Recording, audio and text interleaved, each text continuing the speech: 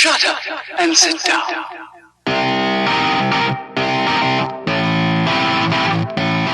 So hello and welcome to a North Wales side by side video. We're going to look at trains, first response vehicles and fire in this video, and some of the crazy things that are going on in the world of EVs. I hope you enjoy the video and thanks for watching.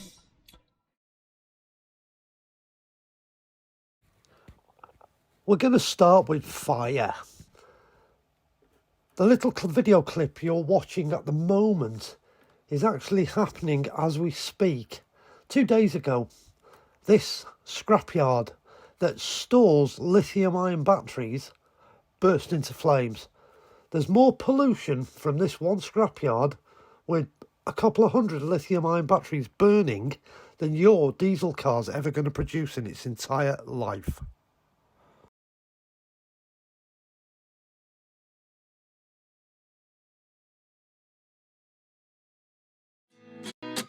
At 29 and I find myself wondering what did happen to the last 10.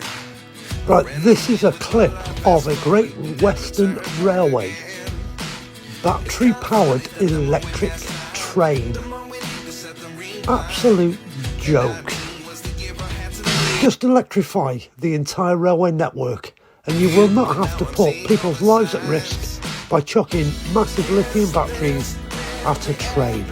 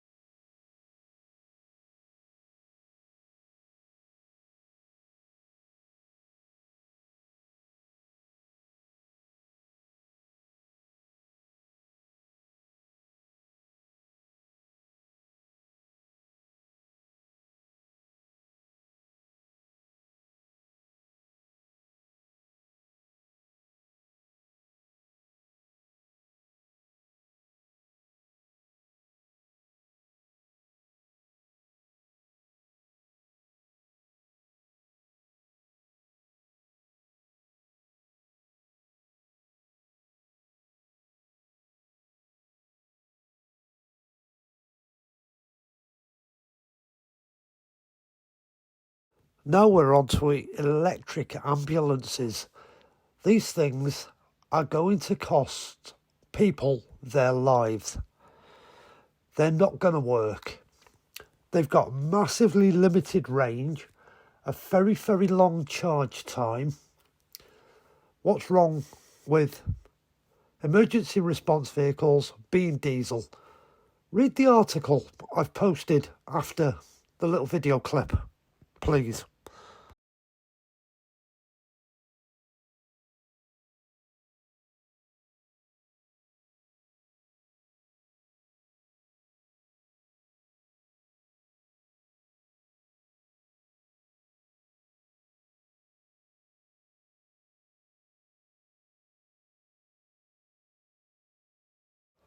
Well, as we know with all electric cars, the manufacturers give you a range.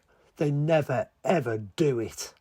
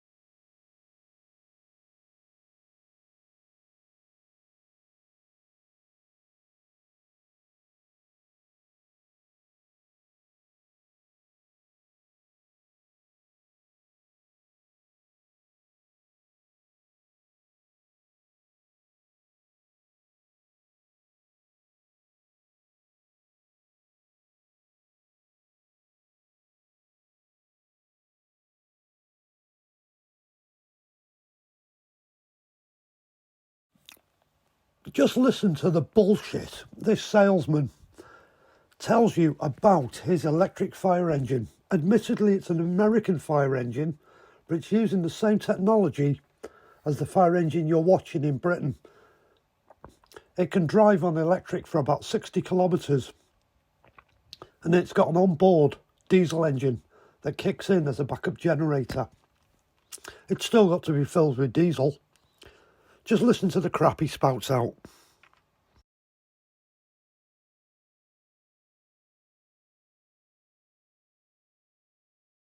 And marketing manager for Rosenbauer America, here on the floor of FDIC to introduce you to the all-new RTX, which we truly believe is going to be a game-changing vehicle. So I'd like to talk a little bit just about the electric portion of this vehicle.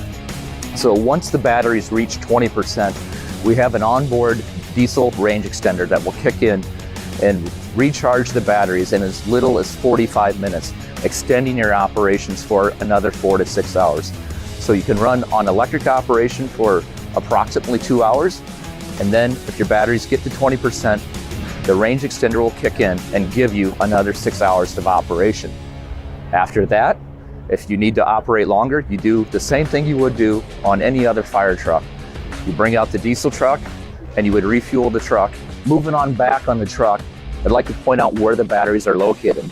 Our first battery actually sits right between the front and the rear axle, down low to the ground. And we did that to reduce the center of gravity. The second battery sits vertical right behind the cab right here. And we did that to try to centrally locate as much of the heavy weight on the truck as possible, giving you an ultimate driving experience. You'll notice right now how low the truck is sitting to the ground, and that's because we've equipped it with an adjustable air suspension. In its lowest setting, it drops down to about 7 inches of ground clearance off the ground. It can then raise up into driving mode, which creates a ground clearance of 11 inches. And then it also has an off-road mode, which creates a ground clearance of 14 inches. In its highest setting, which is wading and fording mode, we get a ground clearance of 19 inches that raises the truck up and allows you to drive through about 3 feet of floodwaters. One of the real benefits of having the adjustable suspension is, first, we wanted to bring the equipment down closer to the ground, making it easier for firefighters to access the equipment and put it back away.